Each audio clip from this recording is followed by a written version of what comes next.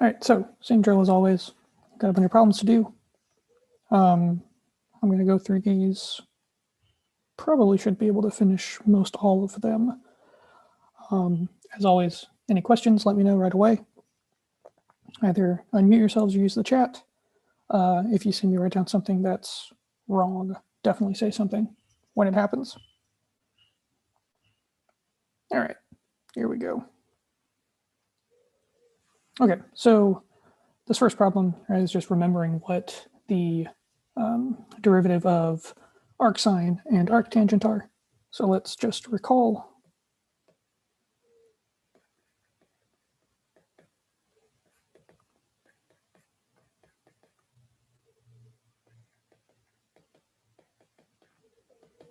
The derivative of arcsine 1 over square root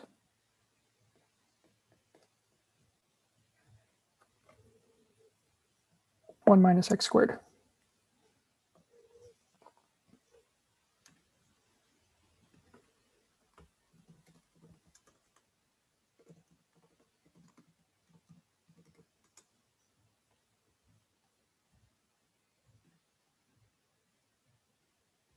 All right, so to then take the derivative of arcsine of 5x, we're going to use this plus chain rule.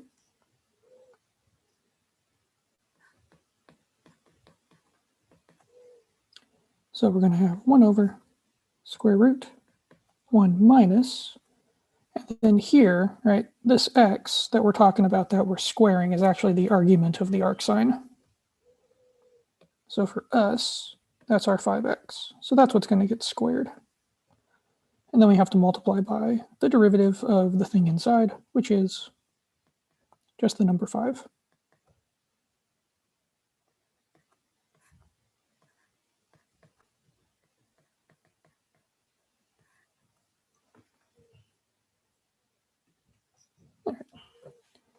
And so what we have when we're done is 5 over square root 1 minus 25x squared.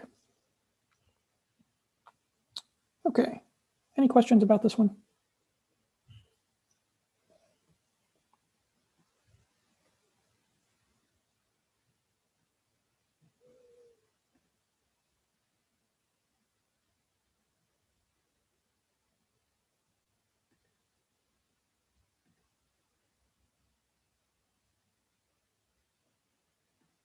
All right. Next one, we have an arctan. So again,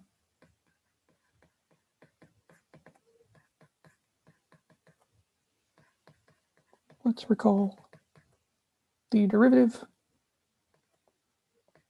of arctan 1 over 1 plus x squared. Okay, and again, that x that we talk about is the argument of the arctan. All right. Take our derivative. We're going to have 1 over 1 plus x squared, but our argument now is e to the 3x. And then we have to multiply by, and I'm going to write this one in detail here because we're going to have another chain rule that's going to happen with this e to the 3x. Okay. So what we're going to end up with is 1 over 1 plus, and this is one of those times where let's try not to confuse ourselves and simplify things, so let's just leave it alone. E to the 3x squared. And then we're going to multiply by the derivative of e to the 3x, which is 3 times e to the 3x. Here's our chain rule. Okay, and as always, we can leave it this way. Don't simplify anything unless you're explicitly told to do so.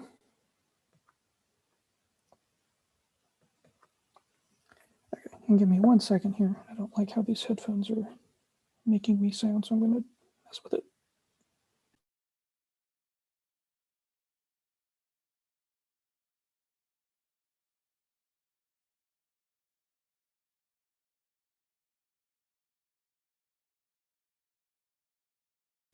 Okay, now I can hear myself. All right. Any questions about this problem?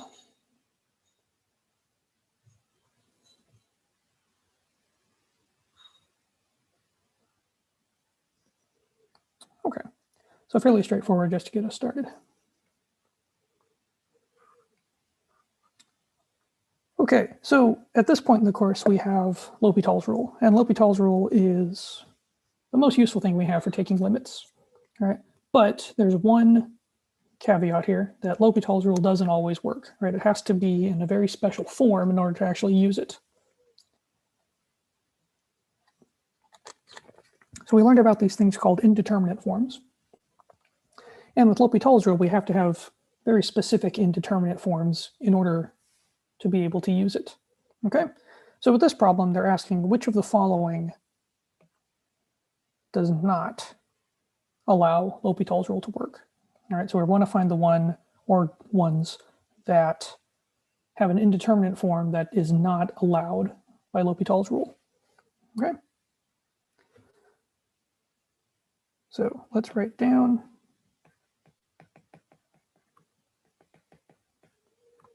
L'Hopital's rule allows for the indeterminate forms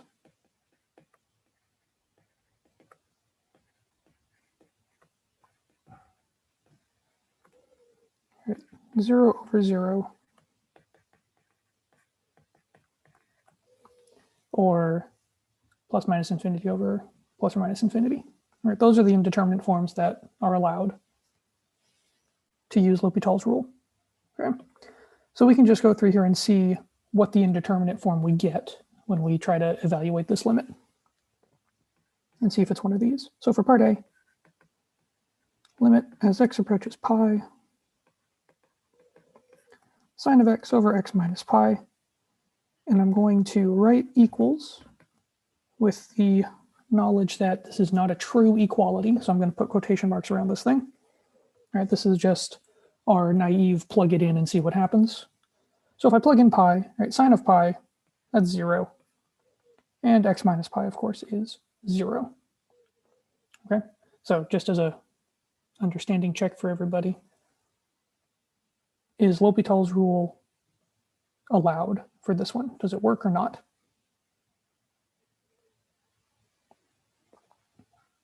All right. Marisol says it works. Anybody else?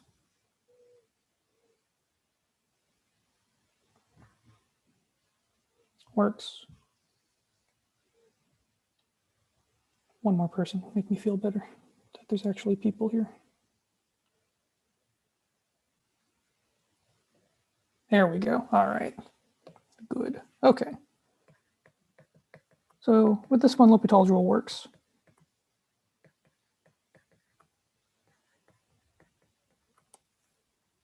Okay. Part B, we'll do the same thing. We'll take a limit as x approaches pi, sine x over 1 plus cosine x. And again, we'll say equals in quotation marks because it's not a true equality. If I plug in pi everywhere, I get 0 for sine of pi. Cosine of pi is minus 1.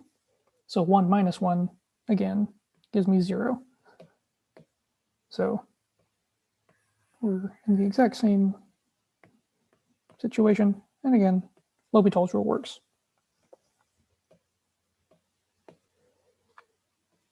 All right, part C. The limit as x approaches infinity, natural log of x over natural log of x plus 1. All right, so as x approaches infinity, natural log is an increasing function. So that's going to go to infinity. And if I add 1 to the argument, it's not going to change anything, right? Infinity plus 1 is still infinity. So I get infinity over infinity.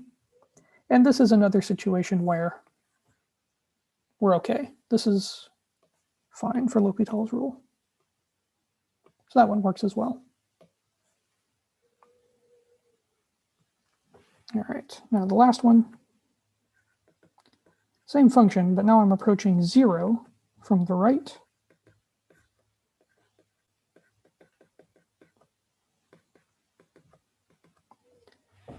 Okay, so as I approach 0 from the right of natural log, let's just really quick remind ourselves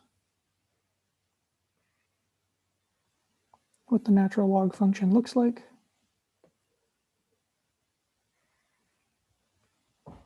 Right, something like this. Okay, so as we approach 0 from the right, we're headed to minus infinity. Okay. So that's what's going to happen in the numerator. And then in the denominator, okay, we're approaching 0 from the right, but of natural log of x plus 1. So as I approach 0 from the right, really this is going to natural log of 1. And natural log of 1 is this point right here at 0. Natural log of 1 is 0. So we're in the case minus infinity over 0. And this is not allowed by L'Hopital's rule.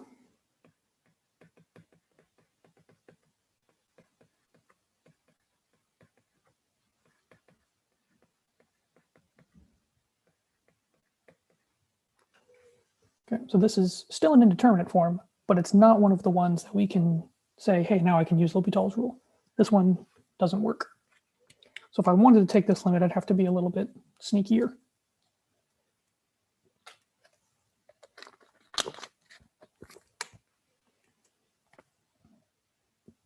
All right. So any questions about these indeterminate forms?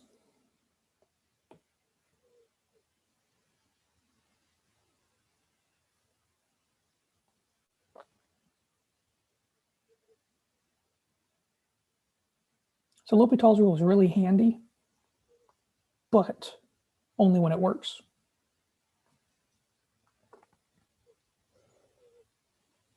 Okay.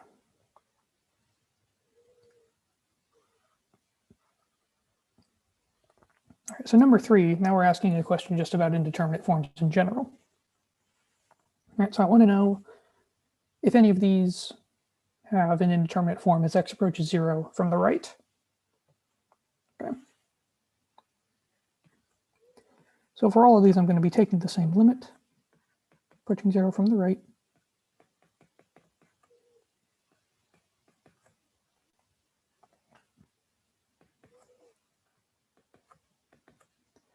Okay, so as I approach 0 from the right, okay, the stuff inside, this 1 plus x, that's just going to go to 1. Right, nothing to worry about there. Now this exponent, as x approaches 0 from the right, this is where it's always a good idea just to remind ourselves what the graph of this function looks like. So 1 over x, right, is this hyperbola.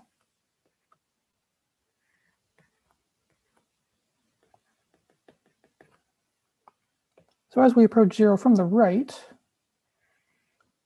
we blow up to infinity.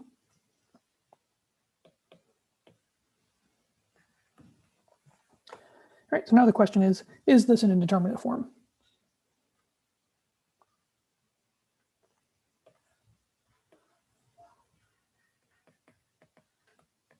And the answer is yes, this is an indeterminate form.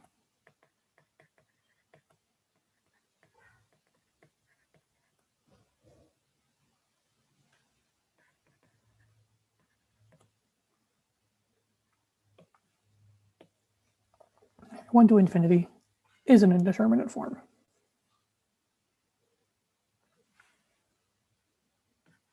Okay.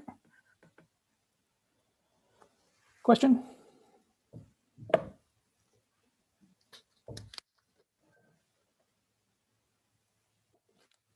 All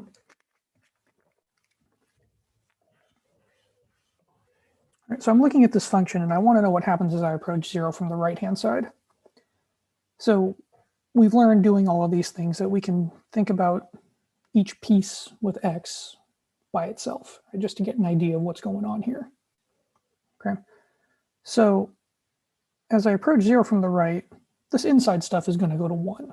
Okay, that should be fairly clear. As I approach 0, 1 plus x is going to go to 1. The thing that might not be clear is what happens with the 1 over x. Okay, so what I did is I graphed it. That's what this picture is right here. And I'm looking at what happens as x approaches 0 from the right-hand side. Okay, because 1 over x as x approaches 0 just by itself doesn't exist because it goes in two different directions, which is why we put this from the right-hand side. So I look at this graph and I say, okay, if I approach 0 from the right and follow the graph, I blow up to infinity. And so that's where this infinity is coming from. Make sense? Awesome. Okay. So part B, I'm taking another limit as x approaches 0 from the right.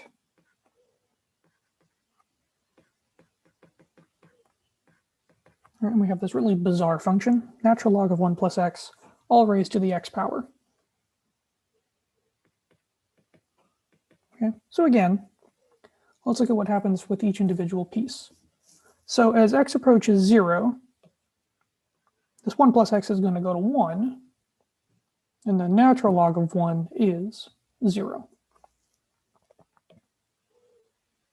Okay, so the stuff inside is going to approach 0.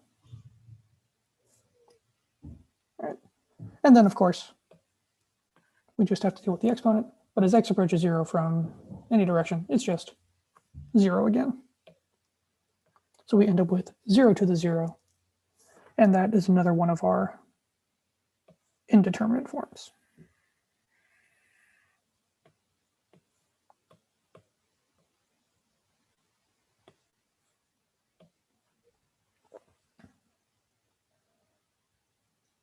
All right. Questions about this one?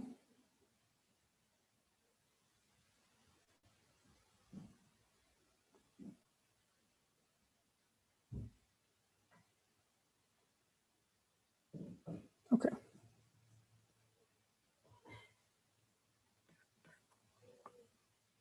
All right, for part C, whoops.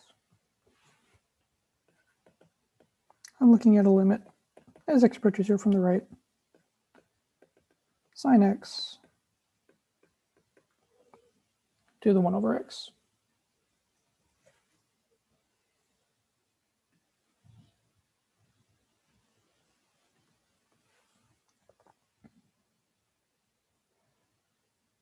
Okay.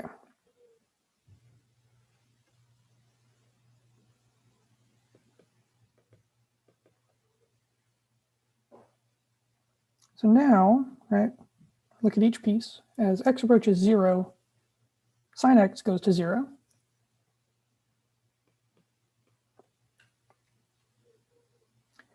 And 1 over x as x approaches 0 from the right goes to infinity.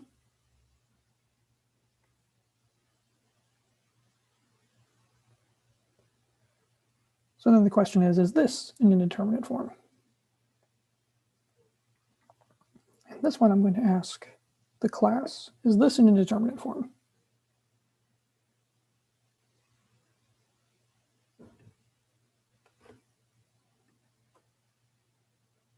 What do you think? We have 1, 2, let's say no, but with question marks. So those are half no's. So together they get a no altogether. Infinity to the 0 is an indeterminate form. Okay. But is 0 to infinity an indeterminate form? Ooh. All right. So this is really kind of just a, do you remember what the indeterminate forms are? This is not one of them. All right. 0 is very strong. Okay. 0 is a very powerful number.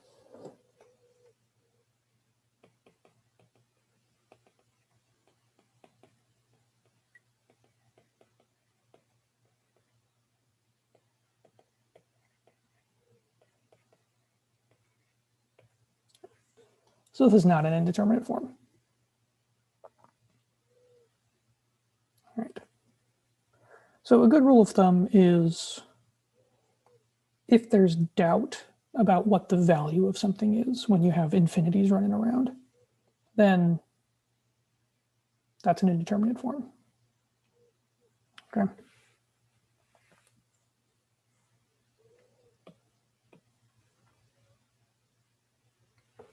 All right. Last one.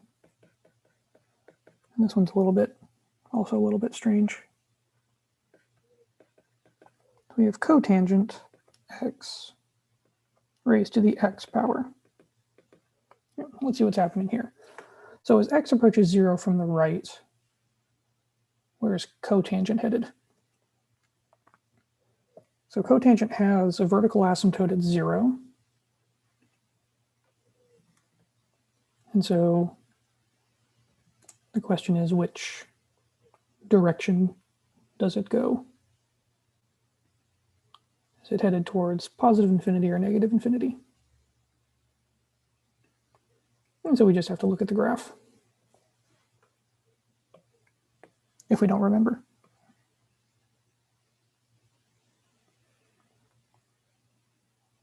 All right. So cotangent is almost like tangent, but it's flipped, right? It's 1 over. So I'm going to try to draw this in a nice way.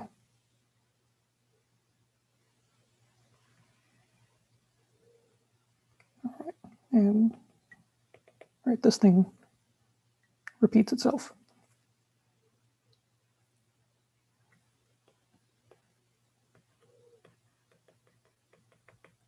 Okay. So here's the graph of cotangent. So I'm interested in approaching 0 from the right. So that's this part of the graph. And we blow up to infinity. So inside, we have infinity. And then outside, we've got 0. Right? As x approaches 0, x goes to 0. And this one is certainly one of our indeterminate forms. Right? We said that before. Okay. Questions?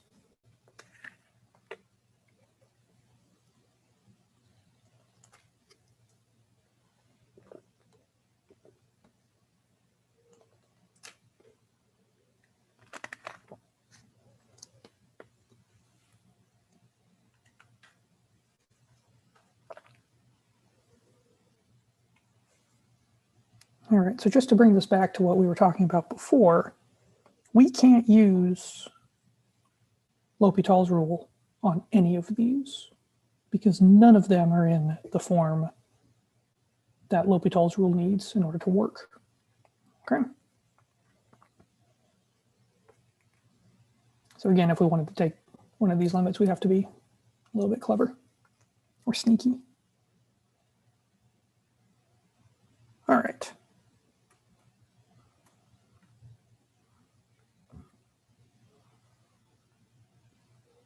Okay, so number 4, these are the types of problems that Dr. Gann likes to put on quizzes, where he gives you information and then asks you to do something interesting with that information. So we have this function f, and we're told that it's differentiable and that its derivative is continuous. And then we're given some specific information. We know that f of 0 is 2 and f prime of 0 is 5. And with that, we're asked to compute this limit. All right, so let's go. Limit as x approaches 0,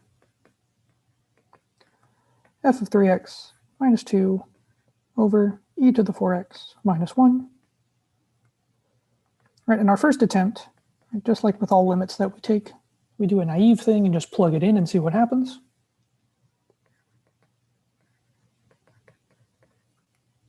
Whoops, that's not what I want. That's what I want.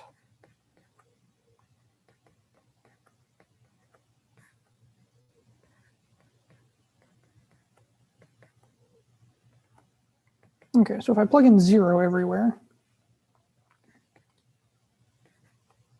I'm going to get f of 0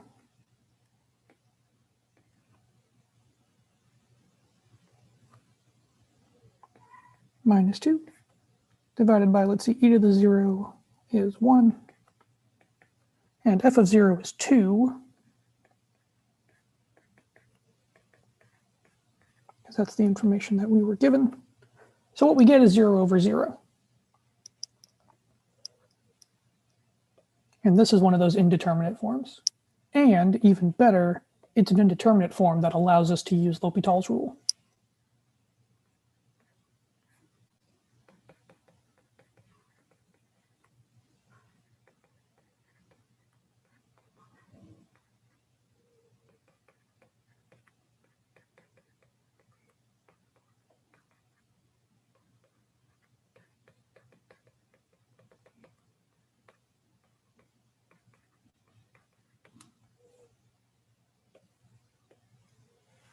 All right.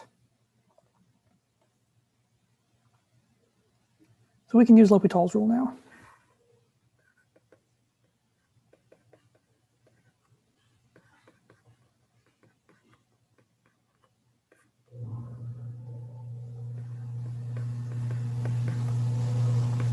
Okay.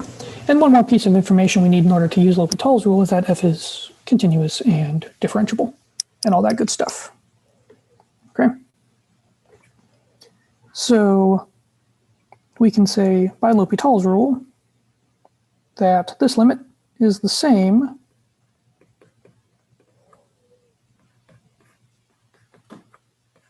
as the limit as x approaches 0 of the derivative of the numerator divided by the derivative of the denominator.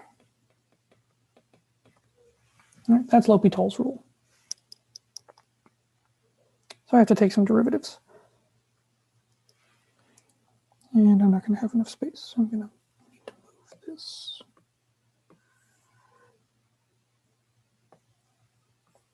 Okay.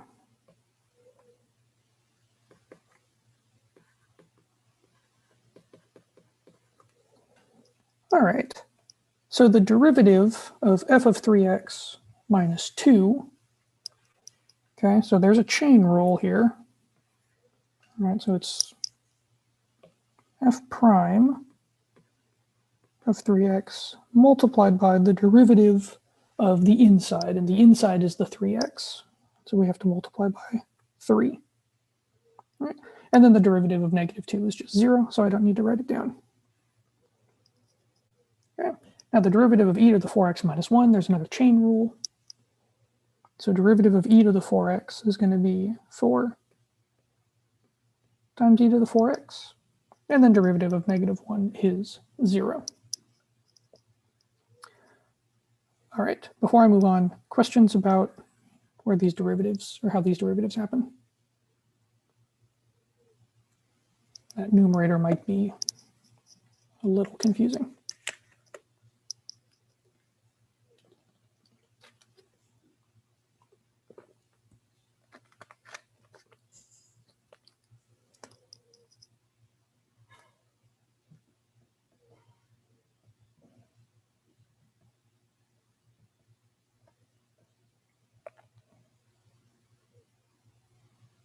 Okay.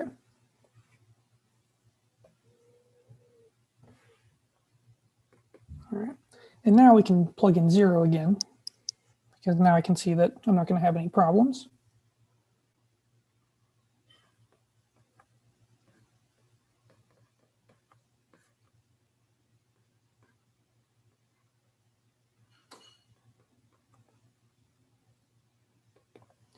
All right.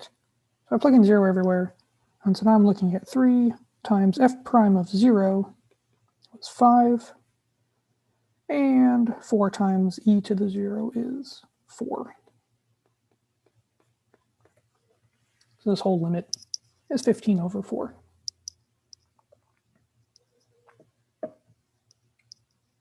Okay. Questions about this problem?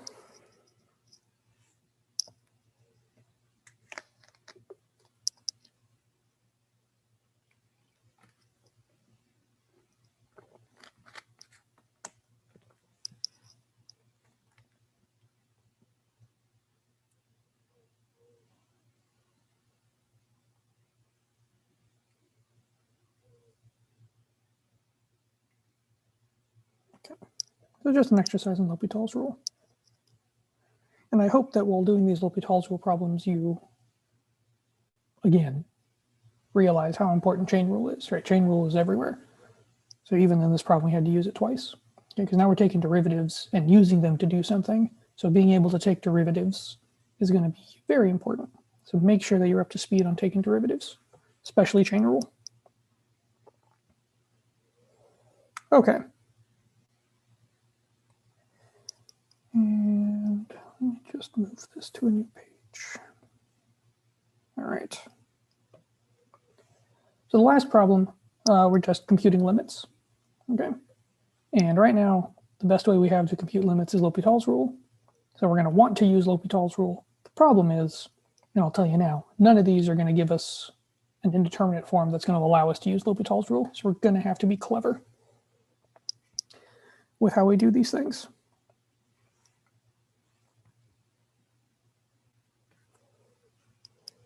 Okay, so for part A,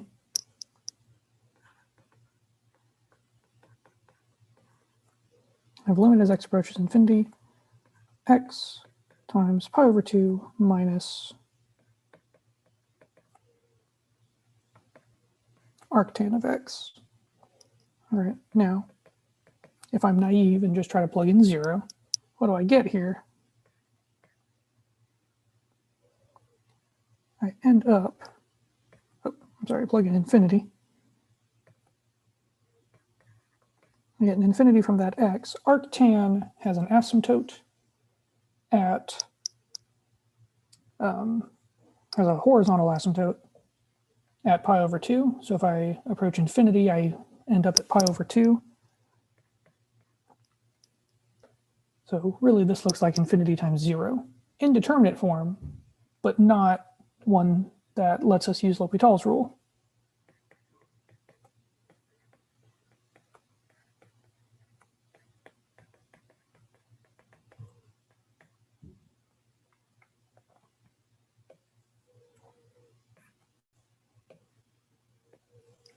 All right, so we have to be sneaky.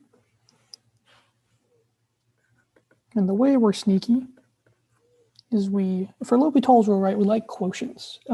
Explain how I got 0 again. Oh, yeah. So arctan has a horizontal asymptote at pi over 2. And horizontal asymptotes, remember, come from limits at infinity. So as I approach infinity, arctan is going to go to pi over 2.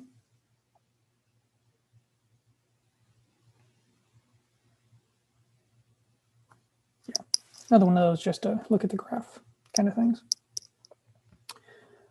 Okay. Right, so for L'Hopital's rule, we really like there to be quotients, right? Something over something so that we can take derivative of numerator and denominator and go from there. We don't have a quotient, but we can make one show up. Okay, that's the trick we use to force L'Hopital's rule to happen.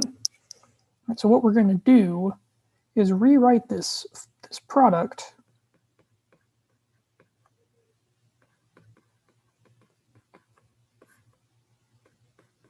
as a quotient.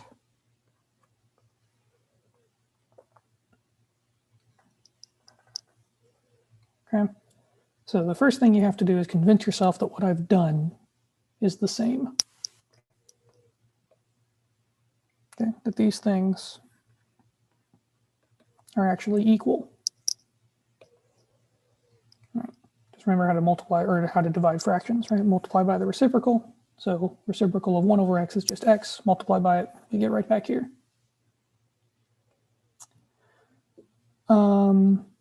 Yes, you could. And to take derivatives, that's probably what we're going to do. But for right now, I'm not going to write it that way just yet, just so that when we're naive and try to take derivatives by plugging in infinity, right, the numerator, we already know how to do that one. 1 over infinity, that's 0 again. And this is going to allow us to use L'Hopital.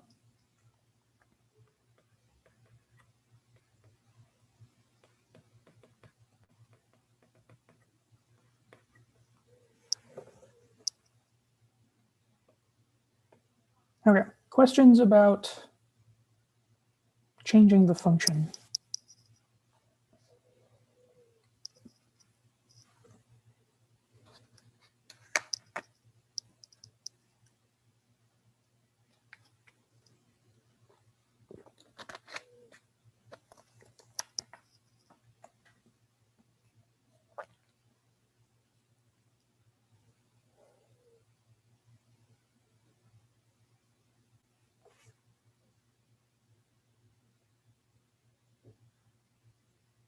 Okay.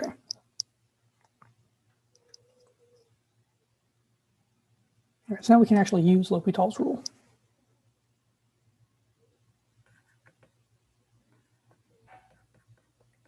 Limit x approaches infinity, and I'm going to start from the very beginning, just so we have a nice complete statement.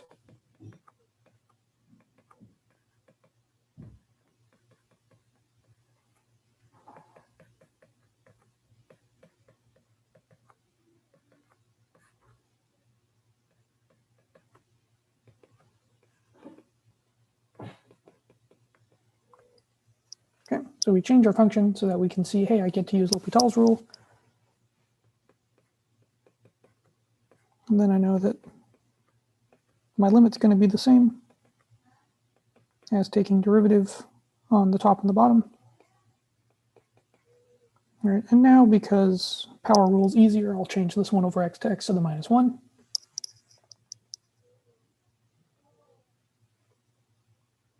And now I'll take my derivatives.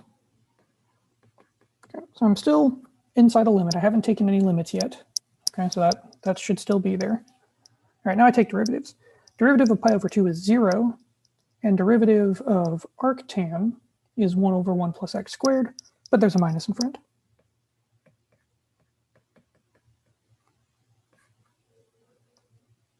Okay, so that's that numerator derivative. And then the derivative on the denominator is a power rule, so I'm going to get negative x to the minus 2.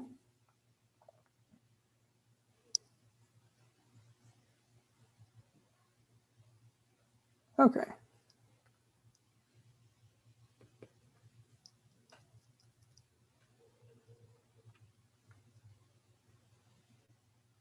So let's do a little bit of simplification here, just so we can see what we're looking at. So those minus signs are going to cancel out. And then I'm going to rewrite this whole function as do my division by fraction. So the negative are gone.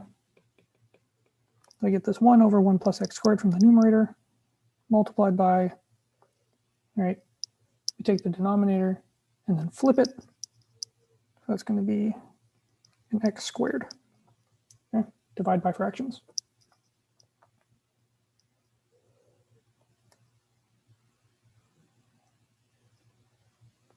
All right, so now if I look at this thing and I try to plug in infinity again, I end up with infinity over infinity.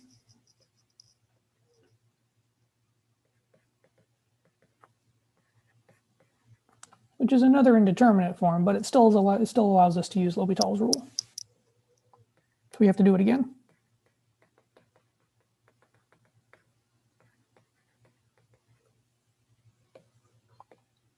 Which is fine. Right, we can keep using it.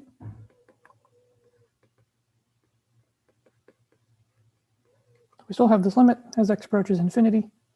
Take derivative of the numerator and the denominator. So derivative of the numerator is 2x. Derivative of the denominator is also 2x.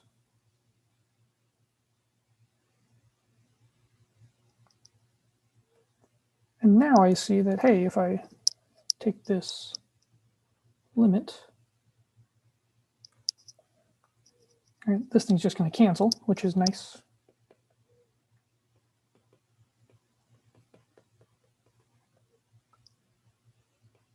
So I'm just taking the limit of the number 1, which is, of course, 1.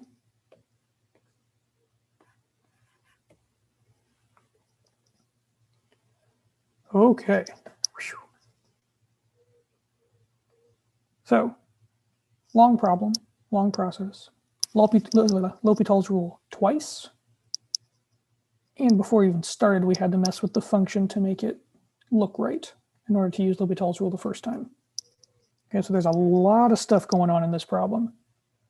So I will pause and let me shrink this so we can get the whole thing on one page. Any questions about this entire problem?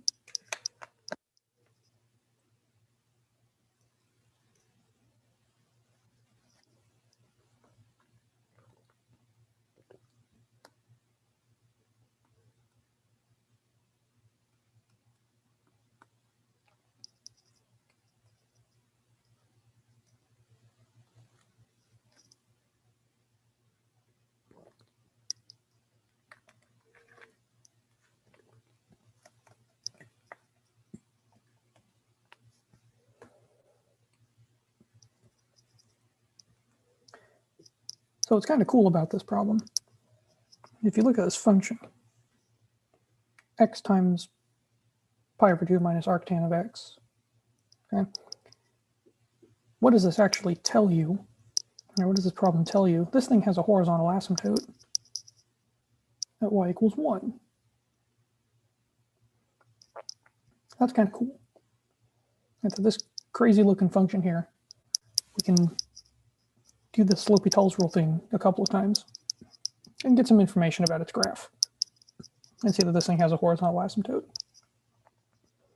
Okay. Now the important steps happened right here. We changed the function so that we could use L'Hopital's rule. Okay. And then right here, where we had to say, hey, I have to use L'Hopital's rule again. And that's okay. You can use L'Hopital's rule as many times as you need to, as long as you're in a correct indeterminate form.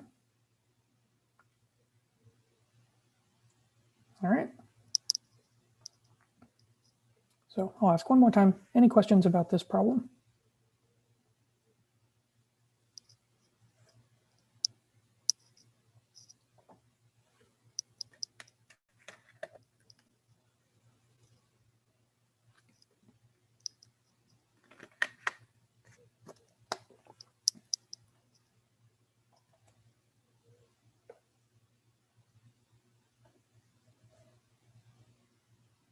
Okay.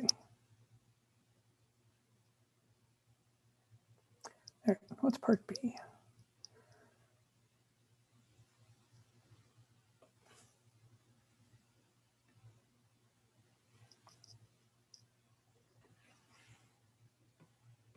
Whoops.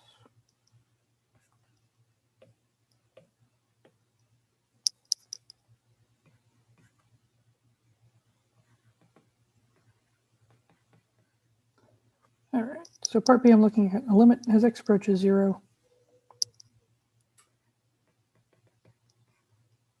Square root of 1 plus x over x minus 1 over x. All right, and as always, okay, we do the naive thing and just try to plug it in and see what happens. All right, see if we get an indeterminate form we can work with. And if I plug in 0 all over the place, I'm going to get 1, right? 1 plus 0 is 1, square root of 1 is 1. So 1 over 0 minus 1 over 0, which is really infinity minus infinity. And that is not an indeterminate form we can work with.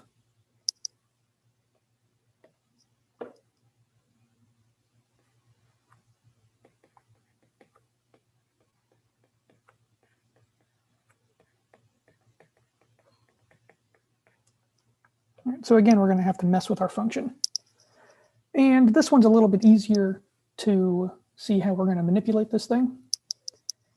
Because notice, these two fractions have the same denominator. So I could really just put these together.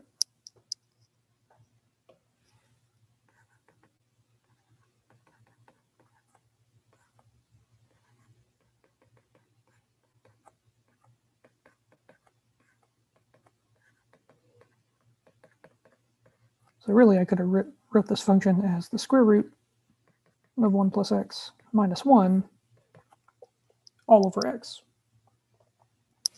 Okay, just by subtracting fractions with the same denominator. Okay, now if I plug in 0,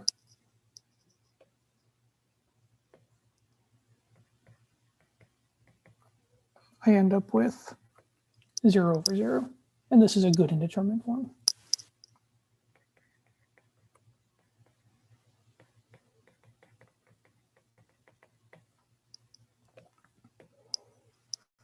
All right. So now I can use L'Hopital's rule. So I take derivatives.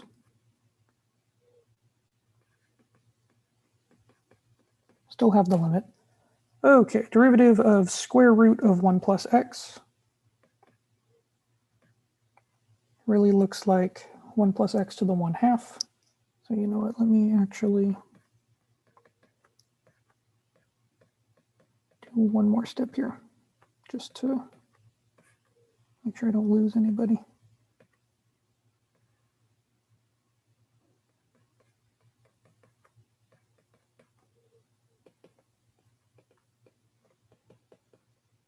Okay, so I take the derivative of 1 plus x to the 1/2. That's a power rule with a chain rule. So I get 1/2 times 1 plus x raised to the minus 1/2, multiplied by the derivative of the inside, but the derivative of the inside is just 1. Okay, so I don't need to write that down. And then the derivative of -1 is, of course, 0. All right, then I divide by the derivative of x, which is just 1. Okay.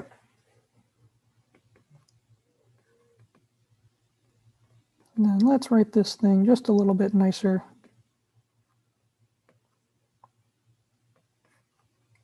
So that when we try to compute things, we can actually see what we're doing. Okay, so that 1/2 is a number comes out in front. And 1 plus x to the minus 1/2 is really 1 over 1 plus x in square root. Now if I plug in 0, okay, 1/2 times 1 over the square root of 1 plus 0, which is 1. Square root of 1. And that is exactly 1/2.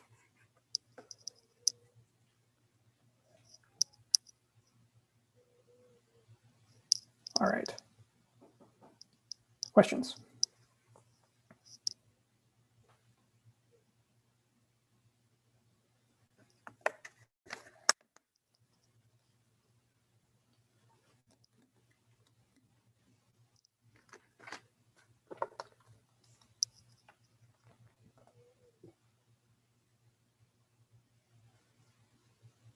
Okay.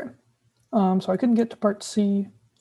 Part C uses this like logarithmic limit taking, right? When you have these exponents, you can't do anything with them. Take a natural log of the limit and bring it down. I'm sure he did an example of something about that in class. Just like when we took those logarithmic derivatives. Okay. All right, we're out of time. So as usual, if you have any questions about any of these problems, anything I didn't get to or anything else, send me an email or come see me in office hours. I'll post this after class. And other than that, have a good rest of your week, and I will see you next week.